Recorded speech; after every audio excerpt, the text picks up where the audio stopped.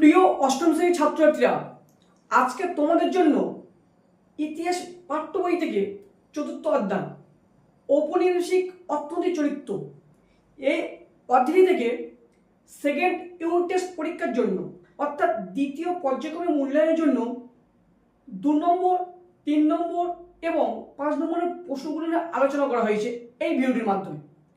তাই তোমরা ভিডিওটি স্কিপ না করে প্রথম থেকে শেষ পর্যন্ত দেখতে থাকো।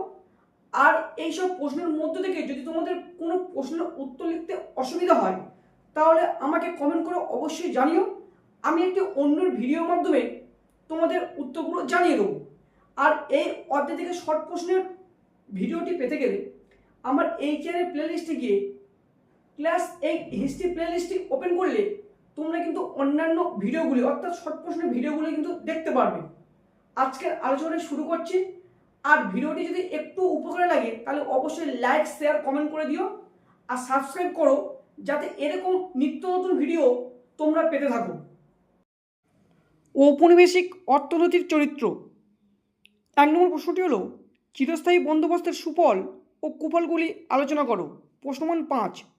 2 নম্বর প্রশ্নটি হলো বাংলার কৃষক সমাজের উপর চিরস্থায়ী বন্দোবস্তের প্রভাব কেমন ছিল বলে তোমার মনে হয়। প্রশ্ন মান 5। 3 নম্বর প্রশ্নটি হলো সূর্যাস্ত আইন কি। প্রশ্ন মান 2। 4 নম্বর প্রশ্নটি হলো মহাজনী ব্যবস্থা কি। প্রশ্ন মান 2। 5 নম্বর প্রশ্নটি হলো চিরস্থায়ী বন্দোবস্তের সঙ্গে রায়তোয়ারি ও মহলওয়ারি তুলনামূলক আলোচনা করো। প্রশ্ন মান 5। এই প্রশ্নটি একটু অন্যভাবে ঘুরিয়ে আসতে পারি যে রায়তোয়ারি বন্দোবস্তের বৈশিষ্ট্যগুলি লেখো অথবা রায়তোয়ারি বন্দোবস্তের টিকা লেখো। আবার মৌলারি বন্দোবস্তের বৈশিষ্ট্য অথবা টিকা লেখো বলে পরীক্ষায় আসতে পারি। প্রশ্ন মান 5। 6 নম্বর প্রশ্নটি হলো ভারতকে ব্রিটিশ সাম্রাজ্যের রত্ন বলা হয় কেন। প্রশ্ন মান 3। 7 নম্বর প্রশ্নটি হলো টিকা লেখো অবশিল্পায়ন। প্রশ্ন মান 3। 8 নম্বর প্রশ্নটি হলো কৃষির বাণিজ্যিকীকরণ বলতে কী বোঝো। প্রশ্ন মান 2।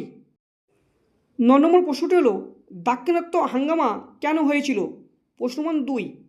10 নম্বর প্রশ্নটি হলো সম্পদের বহির্গমন কাকে বলে। প্রশ্ন মান 2।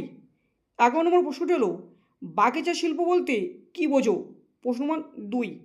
12 নম্বর প্রশ্নটি হলো ভারতীয়দের দারিদ্র্যের কারণ কী ছিল। প্রশ্ন মান 2 অথবা 3।